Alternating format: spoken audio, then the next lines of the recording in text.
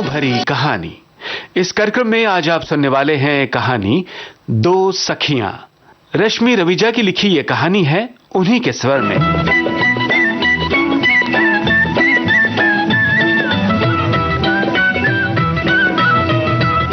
अंजू भारी थैला उठाए कड़ी धूप में जल्दी जल्दी कदम बढ़ाए जा रही थी। माथे से पसीना बहने लगा था, पर इतनी मोहलत नहीं थी कि सामान नीचे रखकर रुमाल से चेहरा ही पोंछ ले। हांफते हुए जा रही थी कि सिल्वर कलर की एक लंबी सी कार बिल्कुल उसके पास से गुजरी। वह थोड़ा चौंक कर और किनारे हो गई, पर कार उसके थोड़ा सा आगे जाकर रुक गई और कार की खिड़की से एक खूबसूरत सा चेहरा झांकने लगा। तुरंत ही उसे अंजू नाम की पुकार सुनाई दी। कार के पास पहुंची ही थी कि वो खूबसूरत चेहरा कार से उतरकर बिल्कुल उसके सामने खड़ा हो गया और फिर से उत्साह भरी आवाज आई, अंजू। अंजू अबूझ सी देखती रही। गोल चेहरा, कंधे पर झुके आकर्षक स्टाइल में कटे बाल, आंखों पर बड़ा सा महंगा गॉगल्स, सुंदर से जींस टॉप में एक लड़की सी दिखती औरत खड़ी थी। अंजू उस चेहरे को घूरे जा रही थी, पर पहचान नहीं पा रही थी। उस खूबसूरत चेहरे ने आंखों पर से गॉगल्स उतारा और सीधी उसकी आंखों में झांकती हुई थोड़ी नाराजगी से बोली, क्या अंजू, मुझे कैसे भूल गई? उसकी आंखों की चमक देखते ही अंजू चीख पड़ी, अरे नमिता, तू! ओ माय गॉड, कितना बदल गई है, कैसे पहचानूंगी? अंजू के हाथों से दोनों थैले छूट गए और फिर दोनों सहेलियां गले मिल गईं। दोनों ने एक साथ ही पूछा, कब से हो इस शहर में? और दोनों ने एक साथ ही जवाब दिया, कई सालों से। फिर होठ बिसूरते हुए साथ ही कहा, और देखो आज मिल रहे हैं। आज का दिन ना जाने क्यों अच्छा लगता है। आज का दिन ना जाने क्यों अच्छा लगता है। जीवन सपना सही पर सच्चा लगता है। आज का दिन ना जाने क्यों अच्छा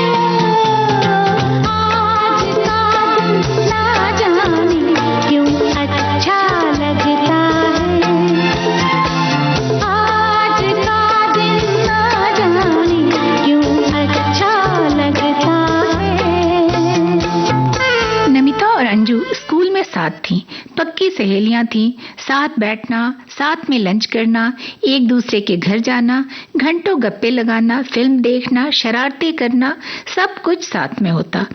दोनों के पिता का ट्रांसफर हो गया। दोनों सहेलियां अलग अलग शहरों में चली गईं, अलग कॉलेज में पढ़ने लगीं। कुछ दिनों तक तो नियमित पत्रों का आवागमन जारी रहा, फिर धीरे धीरे कम होते हुए पत्रों का आना जाना खत्म ही हो गया। यूं अचानक इतने सालों बाद मिलने के बाद इतनी सारी बातें हो गई थी कि दोनों समझ नहीं पा रही थी कहाँ से शुरू करें और कहाँ खत्म। बातों में पता चला नमिता के पति अक्सर विदेश दौरे पर रहते हैं और दोनों बच्चे हॉस्टल में।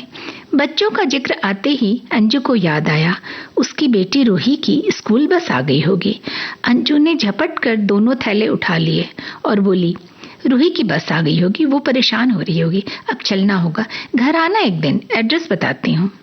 हाँ तो कार में बैठो ना, छोड़ देती हूँ। पहले बताना था ना, बातों में इतना समय वेस्ट कर दिया।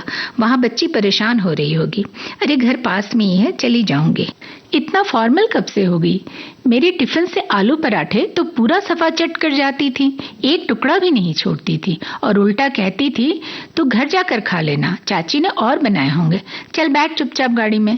कहते हुए नमिता ने पिछला दरवाजा खोल दिया और उसके हाथों से थैला लगभग छीन कर ही रख दिया। उसे भी स्कूल के दिन याद कर हंसी आ गई। स्कूल पहुंचते ही पहले देखती थी नमिता के डब्बे में क्या है, और अगर आलू पराठे हों तो फिर रिसेस का इंतजार एक सदी सा लगता था। अंजू चुपचाप कार में बैठ गई। 2 मिनट में ही अपनी बिल्डिंग तक पहुंच गई। रूही गेट पर ही होठ बिसूरे, आंखों में बड़े बड़े मोती लिए खड़ी थी। अंजू ही भागकर बेटी के पास गई और उसे लिपटा लिया। देर से खड़ी हो क्या? पर रूही की नजरें तो कार से उतरती नमिता पर लगी थी। ये आंटी कौन है? तब उसने पलटकर देखा, नमिता उसके भारी भारी थैले उठाए चली आ रही थी। अंजू ने भागकर हाथों से थैला ले लिया और सोचने लगी, अब नमिता को घर चलने के लिए कहना पड़ेगा, पर घर तो सारा बिखरा हुआ है। ये दोनों बच्चों के अलग अलग समय पर स्कूल होने से वक्त ही नहीं मिलता। अक्सर वो बेटे को बस स्टॉप पर छोड़कर आने के बाद ही घर संभालती है। आज तो सुपरमार्केट चली गई, घर में सारी चीजें बिखरी हुई पड़ी हैं। नमिता इतने सलीके वाली लग रही है, क्या सोचेगी? अच्छा हो वो कह दे कि अभी वो जल्दी में है, फिर कभी आएगी, पर पूछना तो पड़ेगा। अंजू बोली, चलो नमिता घर पर चलो, एक कप चाय तो पी कर जाओ। हाँ और क्या, अभी तो हम मिले हैं, कितनी बातें करनी है। बड़ी प्यारी है तेरी बेटी, बिल्कुल तुझ पर गई है। पर हाँ, तू बिल्कुल गोल मटोल थी इसकी उम्र में, होती कैसे नहीं। बस आलू पराठे, गोभी पराठे, यही सब तो पसंद थे तुझे।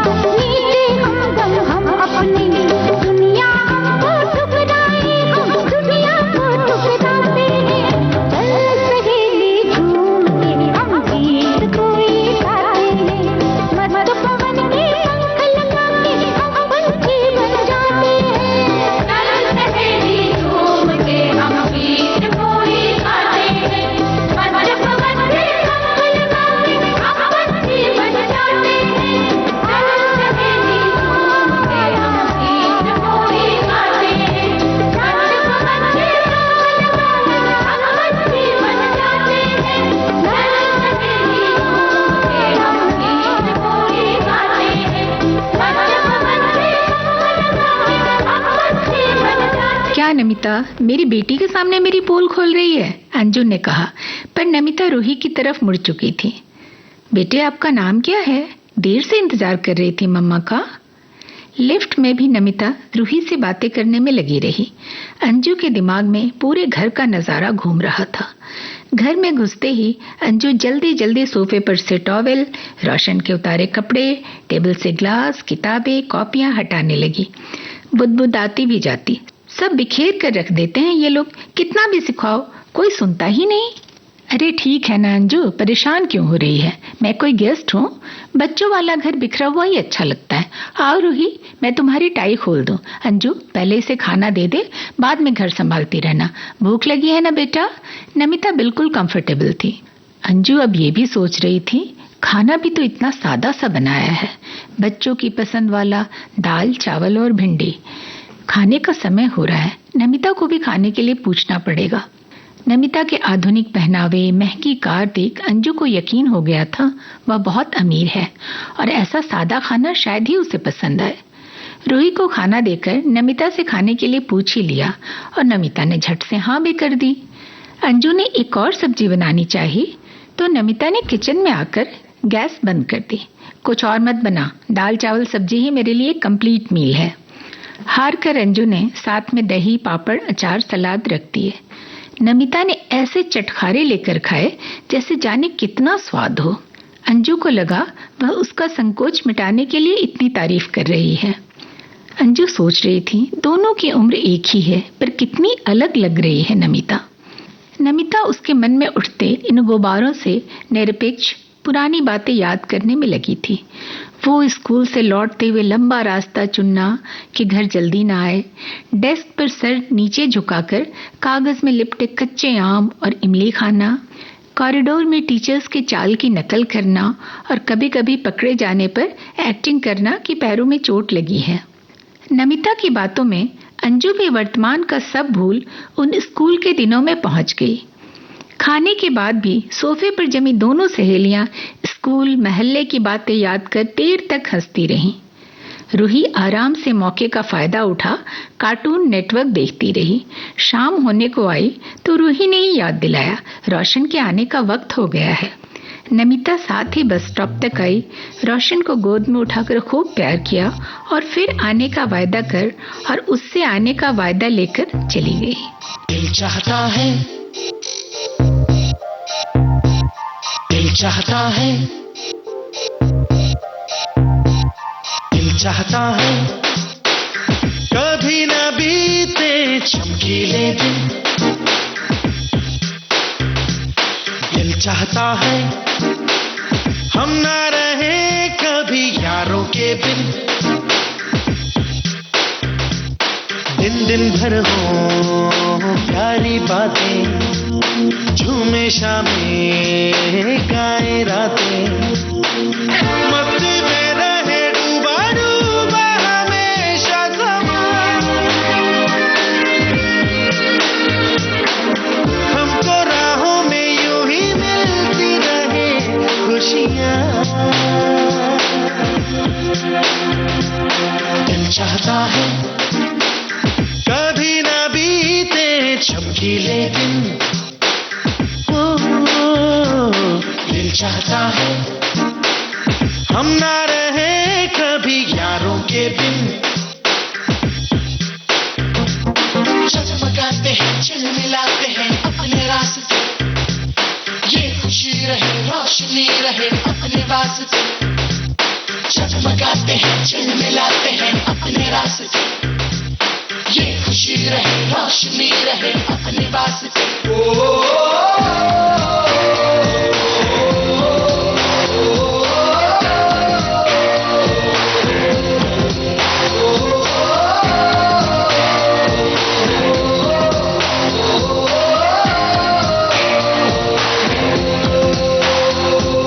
जहाँ रुके हम, जहाँ भी जाएं, जो हम चाहें वो हम पाए। मस्ती में रहे डूबा डूबा हमेशा समा।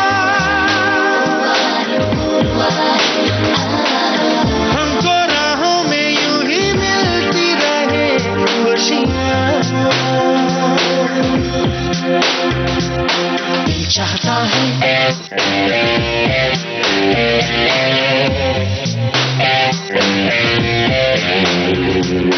दिल चाहता है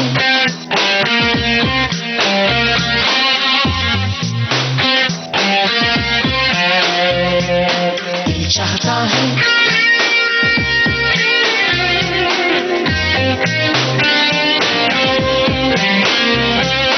दिल चाहता है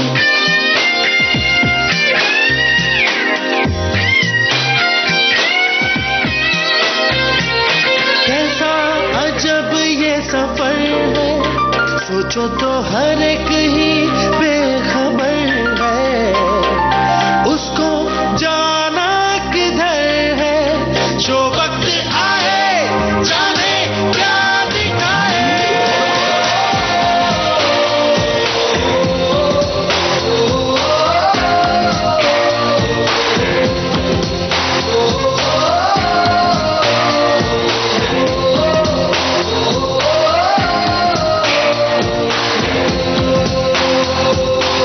चाहता है कभी न बीते चमकीले दिन दिल चाहता है हम ना रहे कभी यारों के दिन दिन भर हो प्यारी बातें झूमे शामें गाए रातें मस्ती में रहे डूबा डूबा हमेशा समा हमको राहों में यूं ही मिलती रहे खुशियाँ शफकाते हैं चिलमिलाते हैं अपने रास्ते ये खुशी रहे रोशनी रहे अपने वास्ते शफकाते हैं चिलमिलाते हैं अपने रास्ते ये खुशी रहे रोशनी रहे अपने वास्ते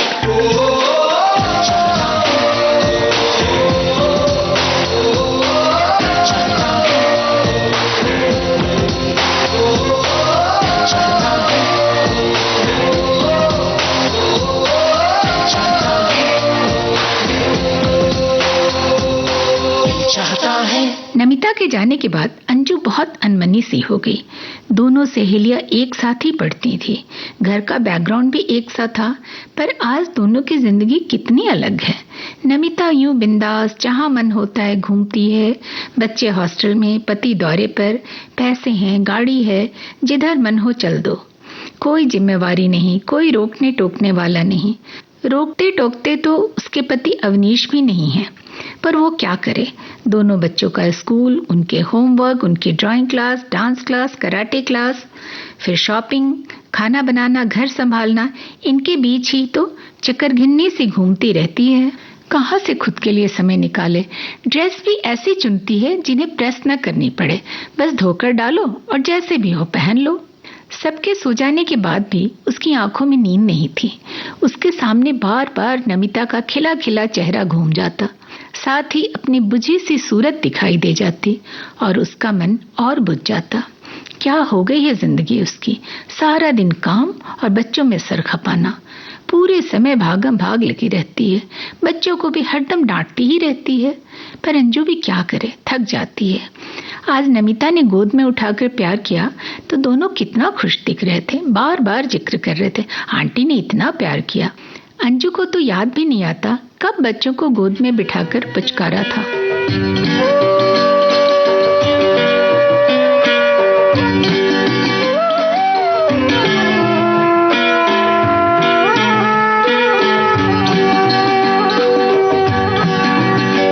सीने में जलन, आंखों में तूफान सा क्यों है। सीने में जलन, आंखों में तूफान सा क्यों है। इस शहर में हर शख्स परेशान सा क्यों है। इस शहर में हर शख्स परेशान सा क्यों है। सीने में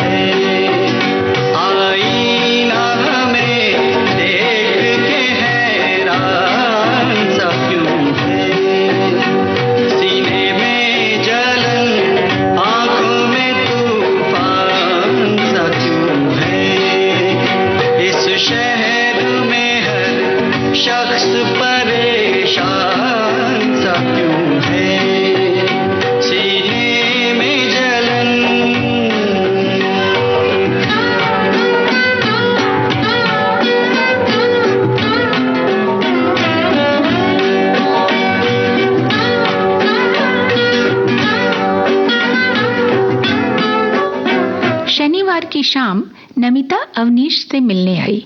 इस बार हल्के गुलाबी रंग के सलवार कुर्ते में और भी नाजुक से लग रही थी, पर व्यवहार बहुत ही सहज। अवनीश भी मिलकर बहुत खुश हुए।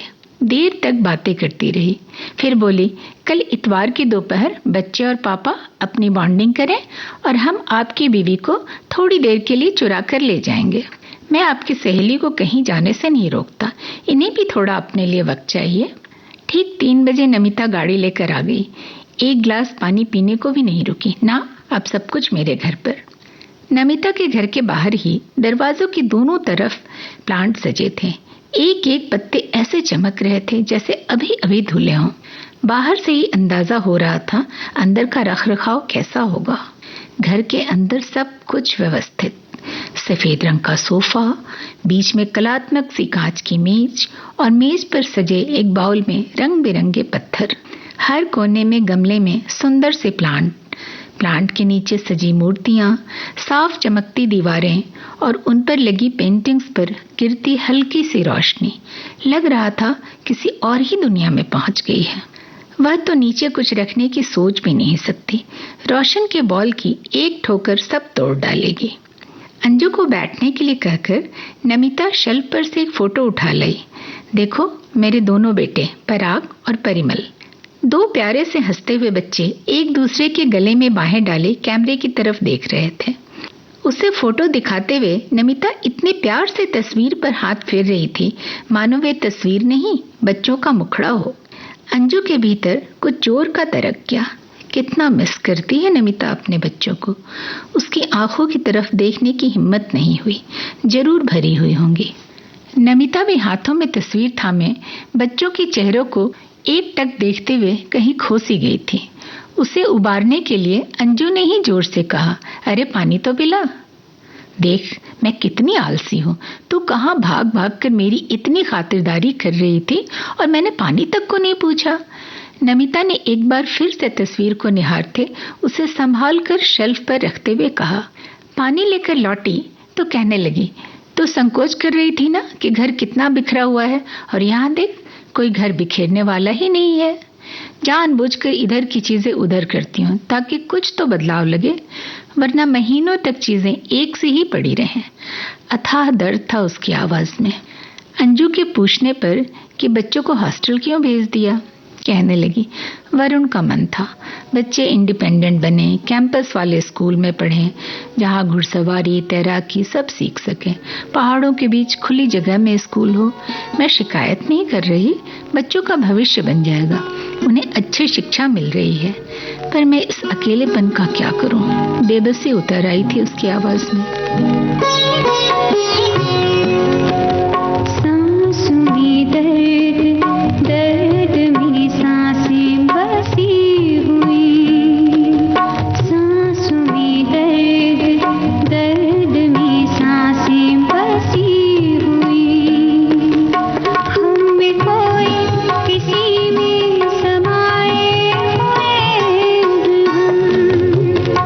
होकर भी अपने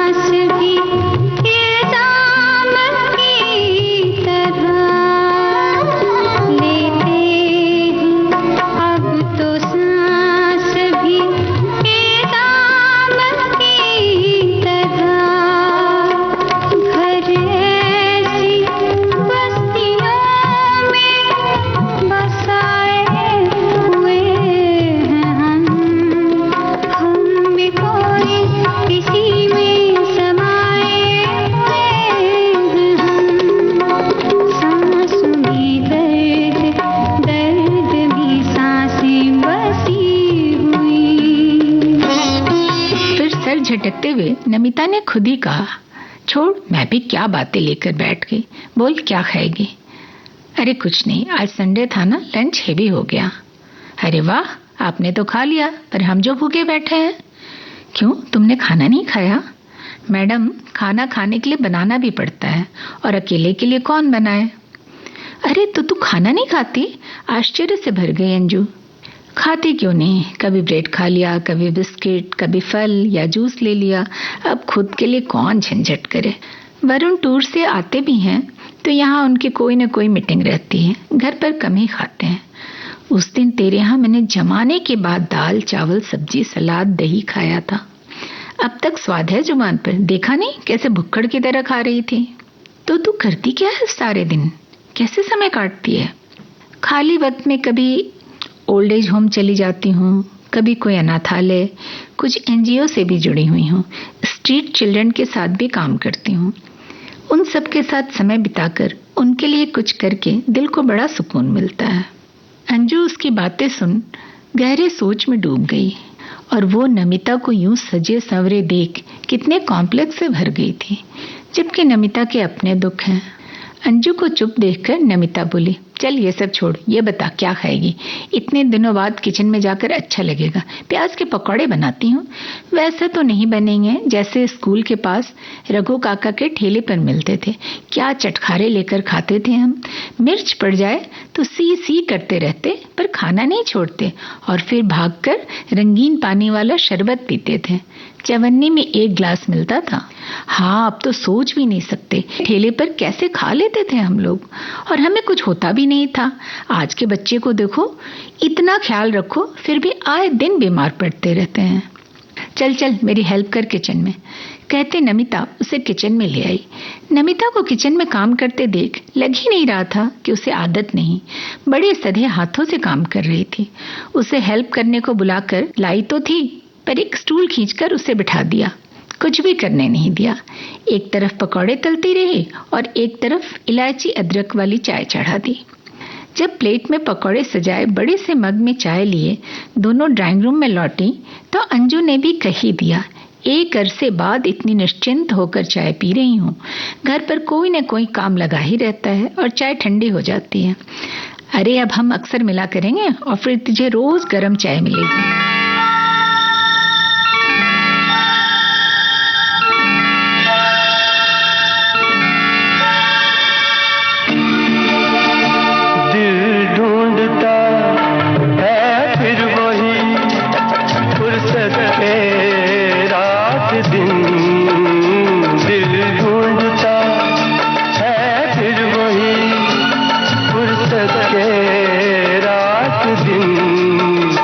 बैठे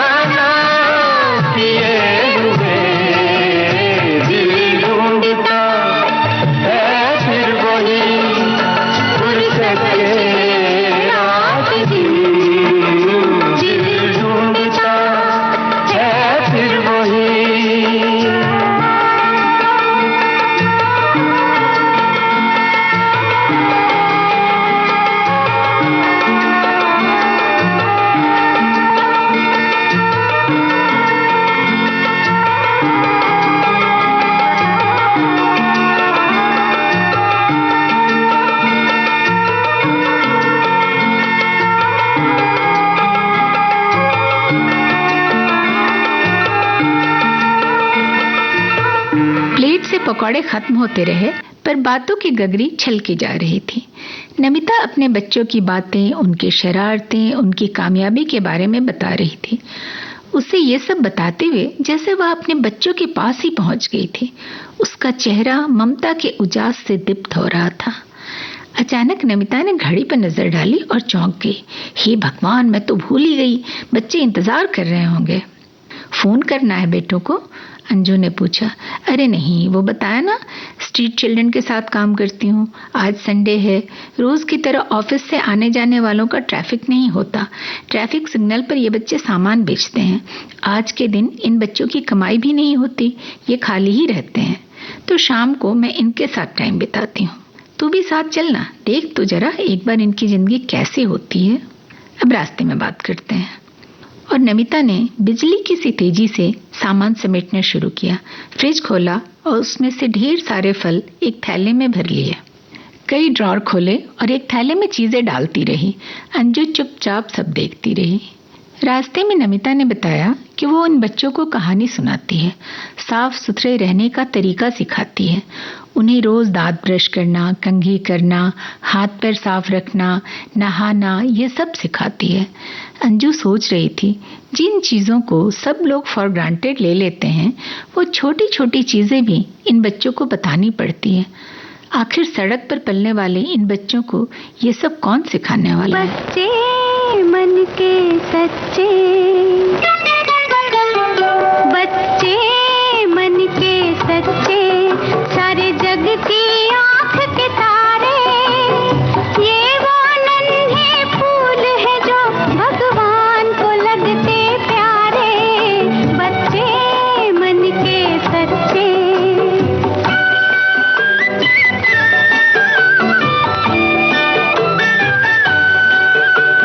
खुद रूठे खुद मन जाए,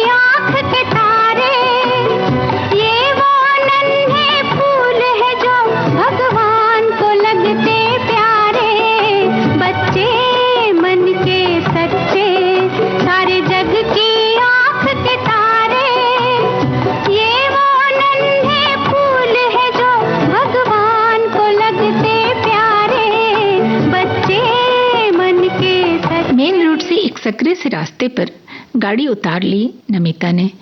पास में ही एक पेड़ था, उसके नीचे चबूतरा सा बना हुआ था। किसी समय में वह साफ सुथरा रहा होगा, अभी तो जगह जगह से प्लास्टर उखड़ आए थे। नमिता की गाड़ी खड़ी करते ही पता नहीं किधर से बच्चों का एक हुजूम आया और घेर लिया नमिता को। दीदी कहाँ थी आप? हम कब से आपका वेट कर रहे थे।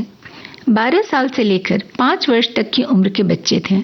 उनके कपड़े बदरंग थे, शायद धूप में घूमने से अपना रंग खो चुके थे। कहीं कहीं से फटे हुए भी थे, पर साफ थे। घुटनों तक की फ्रॉक पहने लड़की या सिर्फ निक्कर पहने लड़के थे। छोटे बच्चों में से ज्यादातर के बाल उलझे हुए थे। अंजू को उनके बिल्कुल पास जाने में हिचक सी हो रही थी, पर नमिता ने एक छोटी बच्ची का हाथ पकड़ रखा था और एक दूसरे बच्चे को कंधे से घेरकर पेड़ की तरफ जा रही थी।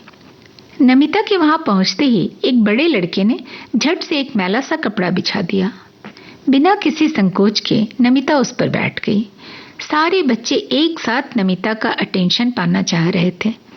कोई उसे अपने दांत दिखा रहा था कि उसने ब्रश किया है, तो कोई अपने हाथ। एक बड़ा लड़का बार बार अपने बाल संवार रहा था। नमिता ने उसे देखकर कहा, आज गणेश को 2 चॉकलेट मिलेगी, सबसे साफ सुथरा बच्चा वही है आज। गणेश नाम का वह 10 वर्ष का लड़का शर्मा कर नीचे देखने लगा और फिर से एक बार अपने बाल संवार लिए। और फिर नमिता के जादू के पिटारे में से चीजें निकलनी शुरू हुई। सबसे पहले उसने उन्हें चॉकलेट बांटे, फिर कंघे निकालकर उनके उलझे बाल संवारे। लड़कियों के बालों में रंग बिरंगे क्लिप लगा दिए और एक छोटा सा शीशा उन्हें पकड़ा दिया। लड़कियां उसमें अपना चेहरा देखती और निहाल हो जाती। नेल कटर निकालकर कुछ के नाखून काटे।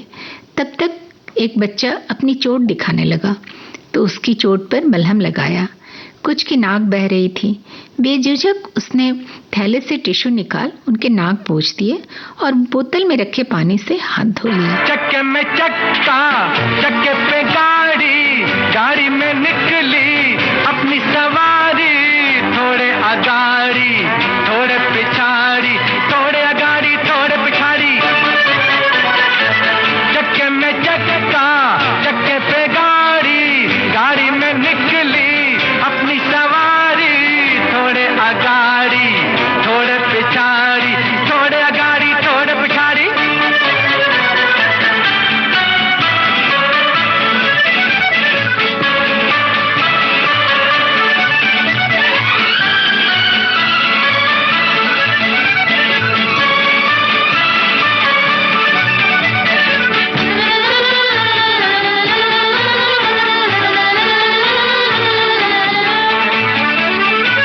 चुन्नू छबीले, मुन्नू हटीले, मखमल की टोपी, छोटू रंगीले। चुन्नू छबीले, मुन्नू हटीले, मखमल की टोपी, छोटू रंगीले। लल्लू बटाटा, लल्ली टमाटा, काम बनेंगे गट्टू गठीले। पेट में इनके लंबी सी दाढ़ी। चक्के में चक्का, चक्के पे गाड़ी, गाड़ी में निकली अपनी सवारी। थोड़े आगाड़ी, थोड़े पिछाड़ी, थोड़े आगाड़ी, थोड़े पिछाड़ी।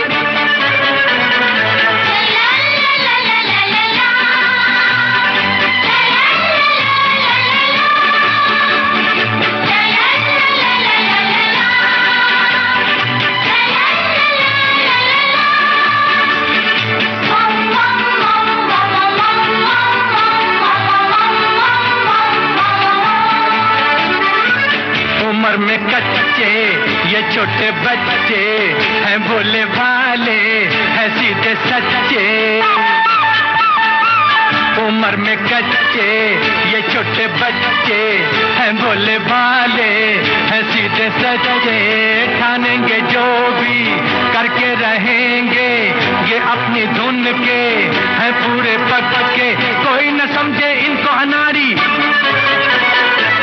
चक्के में चक्का, चक्के पे गाड़ी, गाड़ी में निकली अपनी सवारी। थोड़े आगाड़ी, थोड़े पिछाड़ी, थोड़े आगाड़ी, थोड़े पिछाड़ी।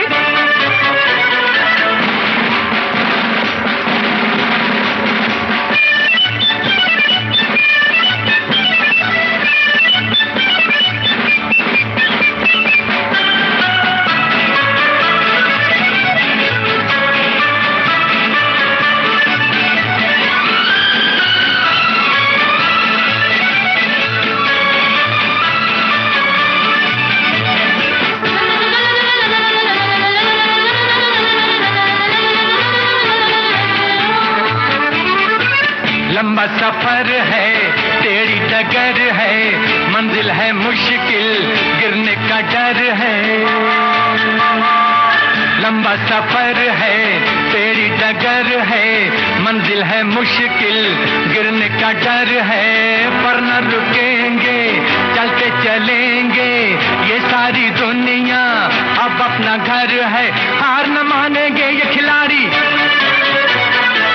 चक्के में चक्का, चक्के पे गाड़ी, गाड़ी में निकली अपनी सवारी। थोड़े आगाड़ी, थोड़े पिछाड़ी, थोड़े आगाड़ी, थोड़े पिछाड़ी, और चक्के में चक्का, चक्के पे गाड़ी, गाड़ी में निकली अपनी सवारी। थोड़े आगाड़ी, थोड़े पिछाड़ी, थोड़े आगाड़ी, थोड़े पिछाड़ी।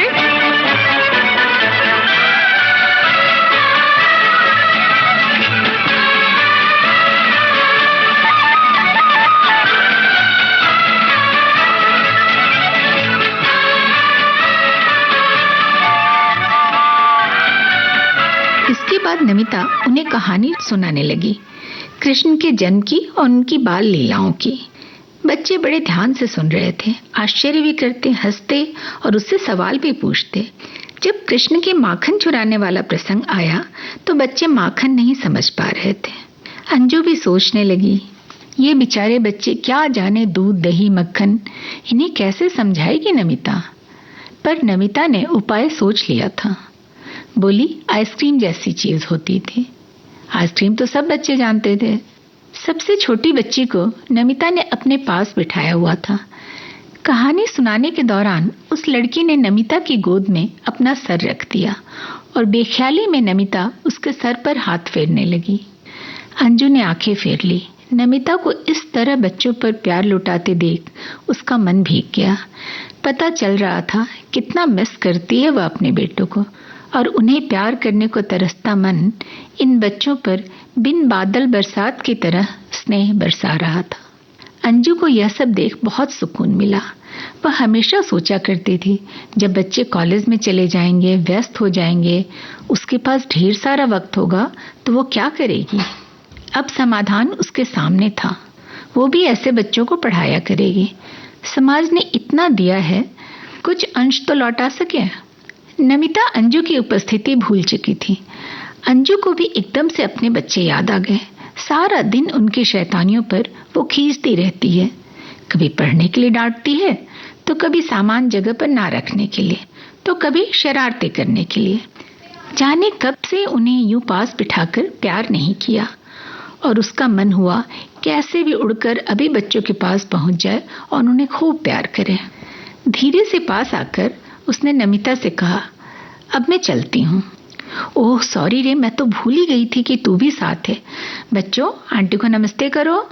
सारे बच्चे गुड मॉर्निंग टीचर की तर्ज पर नमस्ते आंटी चिल्ला उठे। अंजू का भी मन भर आया।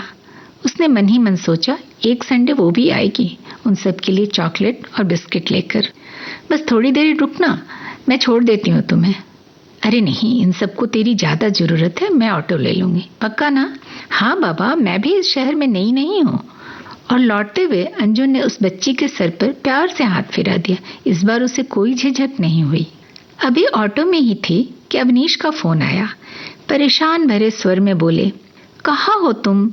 एक संडे की शाम तो साथ बिताने को मिलती है और तुम्हारा पता ही नहीं कुछ। बच्चे भी बार बार पूछ रहे हैं, कब लौटोगी? मुस्कुराहट आ गई अंजू के चेहरे पर। अभी कोई दूसरा दिन होता तो वो खींच जाती। मैं जो रोज अकेले शाम बिताती हूँ, ऑफिस से लौटने के समय का कोई ठिकाना ही नहीं रहता। एक दिन शाम अकेले बच्चों के साथ बितानी पड़ी तो खल गया।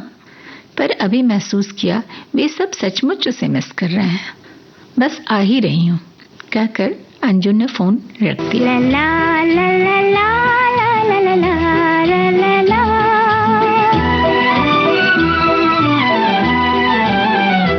मेरा छोटा सा देखो ये संसार है, मेरा छोटा सा देखो ये संसार है। मेरा जीवन है ये, मेरा सिंगार है, मेरा छोटा सा देखो ये संसार है।